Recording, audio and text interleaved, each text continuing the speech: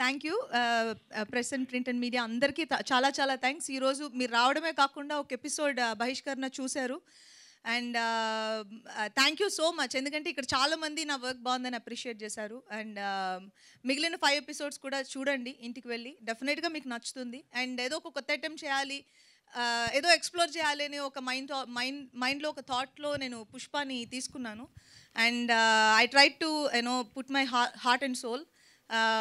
ఈరోజు ఇంతమంది పుష్పాన్ని అప్రిషియేట్ చేస్తున్నందుకు నాకు చాలా చాలా సంతోషంగా ఉంది. I'm overwhelmed and thanks to each and every person. ఎందుకంటే ఈరోజు నాకు కొంచెం తక్కువ టైం ఉంది కాబట్టి నేను పుష్ప గురించి మాట్లాడాలి.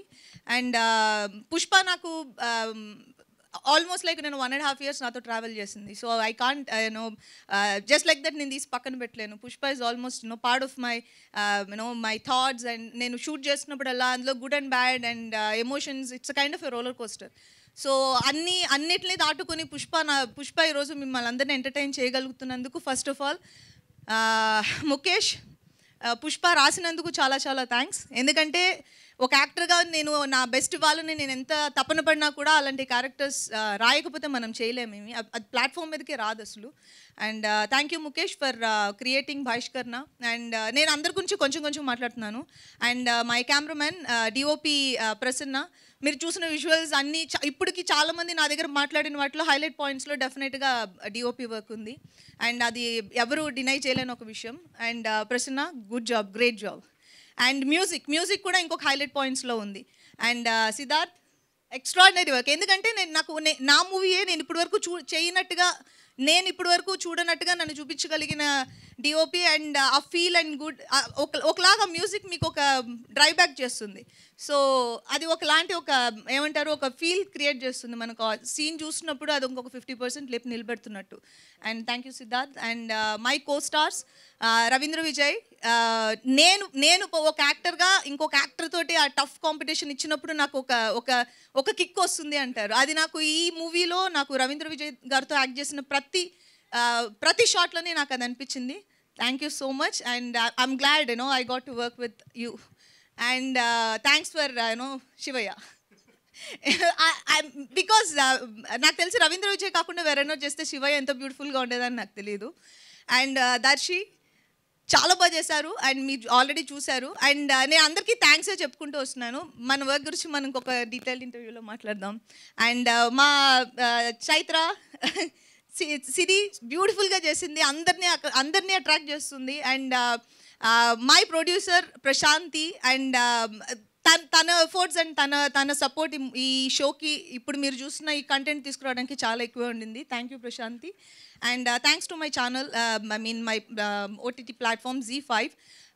వాళ్ళు క్రియేట్ చేసిన దీన్ని ఇంతమందికి చూపించగలుగుతున్నాము అంటే because of the reach. And thank you so much ZEE5. And పేరున అందరికీ, టీం అందరికీ, మా direction department, camera department and అందరూ, editor, extraordinary work. And Chaitanya చిన్న క్యామియో చేశాడు కానీ ఇంపాక్ట్ఫుల్గా ఉంటుంది. అండ్ నేను ఎవరిని మర్చిపోలేదో నేను అనుకుంటున్నాను. ఒకవేళ మర్చిపోతే I'm so sorry. Ananya Nagalla తను ఇక్కడ లేదు, but she did a great job. And thank you very much. ఈరోజు బహిష్కరణ చూడడానికి ఇక్కడ నాతో పాటు నుంచున్న వాళ్ళందరికీ చాలా చాలా థ్యాంక్స్. అండ్ మిగిలిన ఎపిసోడ్స్ కూడా చూడండి, ఖచ్చితంగా నచ్చుతుందని అనుకుంటున్నాను. చూడని వాళ్ళు డెఫినెట్గా చూడండి. Thank you. థ్యాంక్ యూ అంజలి గారు. వాళ్ళు వెళ్ళిపోవాలని ఒక టెన్షన్ మీలో చాలా కనిపించింది. అవును, ఎందుకంటే మీరు వెళ్ళిపోవాలని నాకు చెప్పారు, మాక్సిమం చిన్నది చేస్తాను. I can really understand about that. So Mukesh గారు, అంజలి గారు, శ్రీతేజ్ గారు, రవీంద్ర గారు, ప్రశాంతి గారు తప్పించి మిగతా వాళ్ళందరూ దయచేసి కూర్చోవచ్చు for the press meet. So without doing much delay, yeah,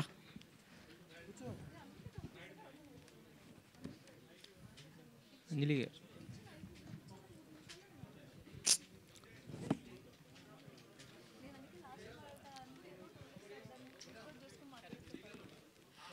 okay, ready. అంజలి గారు ఇక్కడ హాయ్. స్టెల్లార్ పర్ఫార్మెన్స్ మొత్తం అన్ని ఎపిసోడ్స్ చూసాను నేను. చూసారా? Thank you. Stellar performance. And అంటే జనరల్గా ఇలాంటి క్యారెక్టర్స్ ఏంటంటే వేరే వాళ్ళు చేస్తే ఒక రకంగా ఉంటుంది, మీకున్న స్టేచర్ వల్ల ఈ క్యారెక్టర్ పొటెన్షియల్ అనేది కొంచెం పెరిగి కనిపించింది అనమాట మాకు యాక్చువల్గా. Thank you so much. But నా క్వశ్చన్ ఏంటంటే, ఇంతకుముందు గ్యాంగ్స్ ఆఫ్ గోదావరి దాంట్లో ఈ కైండ్ ఆఫ్ క్యారెక్టర్ చేశారు, మళ్ళీ దీంట్లో కూడా ఇలాంటి చేశారు. అంటే ఇలాంటి క్యారెక్టర్స్ ఎప్పుడైతే ఒక సక్సెస్ఫుల్ అయినాయో, స్టీరియో టైప్ అనేది మీకు తెలిసి ఇండస్ట్రీలో ఇన్నాళ్ళ నుంచి ఉన్నారు కాబట్టి, ఇప్పుడు 50 సినిమాలు మీరు వేరుగా చేసుకుంటూ వచ్చారు. బట్ ఇలాంటి 2 మీరు హిట్లు కొట్టేసరికి ఏముందంటే నెక్స్ట్ ఇలాంటి క్యారెక్టర్స్ ఆఫర్ చేస్తారు కదా, ఇది యాక్సెప్ట్ చేసేటప్పుడు మరి అలాంటి ఇన్హిబిషన్ ఏమి రాలేదా మీ మైండ్లో? ఏం లేదా? ఎందుకంటే అది చేశారు, at the same time back to back కూడా రిలీజ్ అయినాయి కదా. సో అలాంటిది మీ మైండ్లోకి రాలేదా థాట్ అనేది? లేదు, యాక్చువల్గా టైం పీరియడ్ డిఫరెంట్ అండి. అంటే ఇప్పుడు మేము బహిష్కరణ స్టార్ట్ చేసి చాలా రోజులైంది. సో దాని తర్వాత నేను గ్యాంగ్స్ ఆఫ్ గోదావరి చేశాను. సో గ్యాంగ్స్ ఆఫ్ గోదావరిలోని ప్రాస్టిట్యూటే, కానీ దానికి దీనికి మీకు చాలా డిఫరెన్స్ ఉంటుంది. మీరు చూసారంటే క్యారెక్టర్ ఆర్క్లోనే డిఫరెన్స్ ఉంటుంది. ఇది ఒక ఫుల్ పవర్ ప్యాక్ లాగా, అంటే చేస్తే ఒకటి అలా చేయాలి, లేదంటే ఇలా చేయాలి, ఇన్ బిట్వీన్లో చేయొద్దు అనేది. సో నాకు పుష్ప నరేట్ చేసినప్పుడు దీనికోసం ఇంకొకసారి చేస్తే తప్పలేదు అని అనిపించింది. And gangs of Godavari Ratnamala is special. So I don't think and రెండింటికి ఏం పెద్ద ఇబ్బంది ఉండదని అనుకుంటున్నాను. ఫర్దర్గా మీరు అడిగిన క్వశ్చన్కి నేను ఇప్పుడు నాకు కొంచెం ఇష్టమయ్యి ఓకే దీనికి చేయొచ్చు అని అనుకుంటే తప్ప ఐఎమ్ థింకింగ్ అబౌట్ ఇట్. మొన్నటిదాకా ఆ పుష్ప గురించి మాట్లాడుకుంటే ఈ నుంచి ఈ పుష్ప గురించి మాట్లాడుతున్నారు. అయితే ముఖేష్ గారు, మీ టేకింగ్ కానీ మీ హార్డ్ వర్క్ అదంతా కనపడింది సిరీస్లో. బట్ నాకు అనిపించిన ఒక చిన్న విషయం ఏంటంటే, రవీంద్ర విజయ్ గారు ఆయన పర్ఫార్మెన్స్ కుమ్మేశారు, బట్ ఆయన వాయిస్ అంటే మీరు కావాలని తీసుకున్నారు. అదే ఎక్కడో ఒక చిన్న ఇదిలా అనిపించింది. అది కావాలని పెట్టిందా, లేదంటే ఎలా ట్రై చేశారనేది ఒక చిన్న డౌట్. దీని గురించి క్లారిటీ ఇస్తానండి. రవీంద్ర విజయ్ గారు సెలెక్ట్ చేసుకున్నప్పుడు రీజను, కిన్నర్ సానిలో లాస్ట్ ఒక చిన్న డైలాగ్ ఉంటుంది, మీరు ట్రైలర్లో చూస్తే. సో అది నన్ను చాలా ఇంపాక్ట్ చేసింది. అండ్ దెన్ సెకండ్ పాయింట్ ఏంటంటే, పర్ఫార్మెన్స్ వైజ్ నేను ఇంకా చెప్పాల్సిన అవసరం లేదండి సార్ గురించి, extraordinary. And then dialogues point. So ఎవరి నేచర్లో వాళ్ళకి ఒక స్వతహాగా లోపల ఉంటుందండి. మనం ఇప్పుడు నా ఫ్రెండ్స్ లిస్ట్లో అందరూ బాగా మాట్లాడతారని లేదు, వాళ్ళు లేకపోతే బాగా మాట్లాడరని లేదు. నేను ఓపెన్గా చెప్తుంది, ఆయన మాత్రమే దీన్ని మాత్రమే ఎక్కడెక్కడ ఆపాలి, ఎక్కడెక్కడ దాన్ని వదలాలి ఆయనకి మాత్రమే తెలుసు. నేను చెప్పించవచ్చు సేక్ ఆఫ్ అదర్ థింగ్, కానీ నేను ఫుల్ సాటిస్ఫాక్షన్లో ఉన్నాను. ఎందుకంటే ఆ డెసిషన్ తీసుకుంది నేనే, 100% దానికి జస్టిఫికేషన్ చేశారని నేను నమ్ముతున్నాను. ఎప్పుడు ఒకే కోణంలో చూడకూడదండి, ఇంకొక అదర్ పర్స్పెక్టివ్లో కూడా చూడాలి. ఆయన ఇచ్చే పాజ్, ఆయన ఎక్కడ దాన్ని పట్టుకొని ముందరకు తీసుకెళ్తారు, ఎక్కడ మాట్లాడతారు, అది నాకు వేరే వాళ్ళతో రాదనిపించింది. అండ్ 100% నాకు దాంట్లో డౌటే లేదండి. సో జస్టిఫికేషన్ చేశారని నాకు అనిపించింది. సో దాంట్లో డౌట్ లేదు. రవీంద్ర గారు, సార్ మీరు ఇప్పుడు వరకు ఇటువంటి రోల్ చేయలేదు. అవును, టిపికల్ రోల్. ఎందుకంటే ఊర్లో గ్రామ పంచాయతీల్లో ప్రెసిడెంట్ పాత్ర, ఆయన రెఫరెన్స్ కూడా రావు గోపాలరావు గారితో ఎవరిదో చెప్పుంటారు. అవును. ఆ రెఫరెన్స్ వీడియోలు చూసి చేయటం అనేది ఎలా అనిపించింది? First of all reference video నేను చూశాను, కానీ ఆయనలాగా పర్ఫామ్ చేయాలని ఆ కారణం కోసం చూడలేదు. నా మెమరీ కూడా చాలా తక్కువే, సో చూసి మర్చిపోతా. బట్ ఆ ఒక్క ఫ్లేవర్ కానీ ఆ మిల్యూ, ఆ యాస ఆయన అడిగినట్టు ట్రై చేసిన, this is not my mother tongue, నేను నేర్చుకుంటున్నా. సో బెంగళూరులో పుట్టి పెరిగినప్పుడే అక్కడ తెలుగు వాళ్ళు ఉన్నారు, అక్కడ తెలుగు ఉంటుంది, it is there in the air. But I been working on it, hopefully it will get better. అప్పటిదాకా మీరందరూ భరించాలి. అంజలి గారు, సారీ అంజలి గారు, మీ క్యారెక్టర్లో గురించి అడుగుతాండి. సెకండ్ ఎపిసోడ్లో మీరు ఒక మాట చెప్తారు, అందరి పక్కలో పడుకుంటాం కంటే ఒక పక్కన పడుకుంటే సేఫ్, అందుకే నేను ఇక్కడికి వచ్చాను, శివయ్య నేను ఎంచుకున్నాను అని చెప్తారు. అటువంటిది థర్డ్ ఎపిసోడ్లో నాకు తెలిసి దర్శిని తీసుకొచ్చి శివయ్య దగ్గరికి వెళ్తారు. ఆ క్యారెక్టర్కి ఎంతవరకు న్యాయం చేసినట్టు అవుతుంది? పుష్ప క్యారెక్టర్ పుష్పకి ఇష్టపడి చేయట్లేదు ఇది. అదే తను ఫస్ట్ ఎపిసోడ్లో మెన్షన్ చేసిన, సెకండ్ ఎపిసోడ్లో మెన్షన్ చేసిన, లాస్ట్ ఎపిసోడ్లో మెన్షన్ చేసిన, పుష్ప ఇష్టపడి చేయట్లేదు.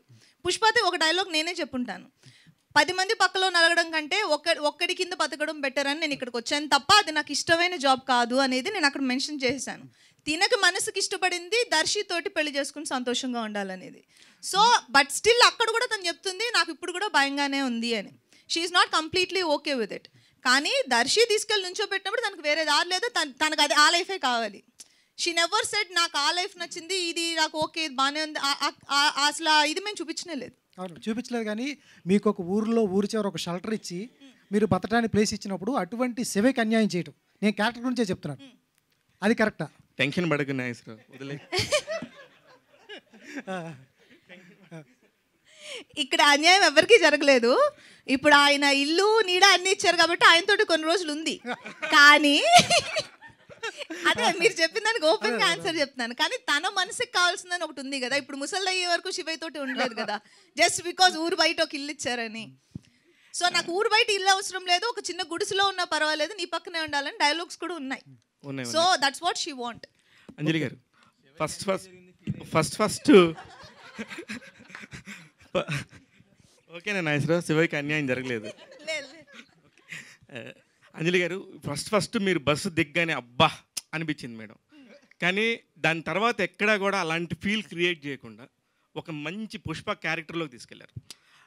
అంటే ఇప్పుడు ఒక సినిమా ఒక వెబ్ సిరీస్ చూస్తున్నప్పుడు అవసరం లేకుండా కూడా వల్గారిటీ ఉన్న ఈ టైంలో దీన్ని ఫస్ట్లోనే మీరు అనుకున్నారా, లేకపోతే డైరెక్టర్ డిజైన్ చేసిన దానిలోనే ఇది ఉందా? అంటే ఎక్కడ అంటే చిన్న లైన్ ఉంటుంది గ్లామర్కి వల్గారిటీకి, యు ఆర్ వెరీ గ్లామరస్. అందుకని నేను చెప్తున్నాను, అందుకని చాలా చక్కగా చేశారు. ఎక్కడ కూడా వేరే అభిప్రాయం కూడా రాలేదు. ఒక ఊర్లో జర్నీ ఫీల్ అయ్యాం తప్ప ఎవరు నటిస్తున్న ఫీల్ కూడా రాలేదు. ఆ క్రెడిట్ అంతా ఎవరికి ఇస్తారు మీరు? Thank you. అంటే మేము ఫస్ట్ నుంచి డే 1 నా దగ్గరికి ఇలా ఒక ప్రాస్టిట్యూట్ రోల్ అని నేను ఫస్ట్ నా దగ్గరికి వచ్చినప్పుడు ఒక చిన్న హెసిటేషన్ ఏ యాక్టర్కైనా ఉంటుంది, ఇది ఎలా తీయబోతున్నారు అని దాని మీద. బికాస్ దాని మీద మన డిమాండ్ ఉండదు.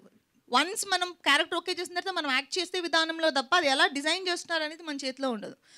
బట్ ఈ పుష్ప క్యారెక్టర్ ఇలాగే ఉండాలని మేము డే 1 డిసైడ్ అయింది. ఆ క్యారెక్టర్ ఆర్కే అదే. ఆ అమ్మాయి వచ్చి ఊర్లో దిగిన వెంటనే మీరు అన్నట్టు అబ్బా ఎంత బాగుందా అమ్మాయి అని అనుకోవాలి. కానీ త్రూ అవుట్ అమ్మాయికి ఆర్క్ మారుతున్నప్పుడు అదే అమ్మాయిని అమ్మాయి ఇంకొకరిని చంపేసినా కూడా మీరు పర్సనల్గా అని చంపేసినా తప్పలేదని ఫీల్ అయ్యే ప్లేస్లో తీసుకొచ్చి కూర్చోబెట్టాం. అక్కడ తీసుకొచ్చి కూర్చోబెట్టాలంటే ఈ అమ్మాయి క్యారెక్టర్ చాలా క్లాస్గా ఉండాలి. Though she is a prostitute. 2006 నుంచి ఇక్కడ జర్నీ ఉంది మీకు, 18 years జర్నీ. ఒక కొత్త డైరెక్టర్ కొత్త ప్రొడక్షన్ హౌస్తో చేస్తే ఎన్ని రకాల ప్రాబ్లమ్స్ ఉంటాయో మీకు తెలుసు. అలాంటిది ఎలా ముఖేష్ని ప్రశాంత్ని నమ్మి మీరు యాడ్ చేశారు? చెప్పాలా? చెప్పేనా? యాక్చువల్గా అలాంటి ఏం లేవు. ఎందుకంటే ప్రశాంతిని నేను ఒక 2-3 సార్లు లొకేషన్లో చూశాను, అంతకుమించి ఆవిడ ఎప్పుడు రాలేదు. అండ్ ముఖేష్ తనకి కావాల్సింది తెచ్చుకునే వరకు మన పక్కన చాపేసుకుని కూడా కూర్చుంటాడు, ప్రాబ్లం ఏం లేదు. కింద కూర్చునైనా ఎక్స్ప్లెయిన్ చేస్తాడు, అది కూర్చుని ఎక్స్ప్లెయిన్ చేస్తాడు. నాకు ఇది కావాలి అంటే నాకు ఇది ఎందుకు కావాలనేది ఎక్స్ప్లెయిన్ చేస్తాడు. లేదు నాకు కావాలని డిమాండ్స్ ఏమి ఉండవు. కానీ నా వైపు నుంచి నాకు ఇది ఇబ్బంది, లేకపోతే నాకు ఇది నేను ఇలా అనుకోలేదు పుష్పాని అంటే తను రిసీవ్ చేసుకునే ఎండ్లో కూడా ఉంటాడు.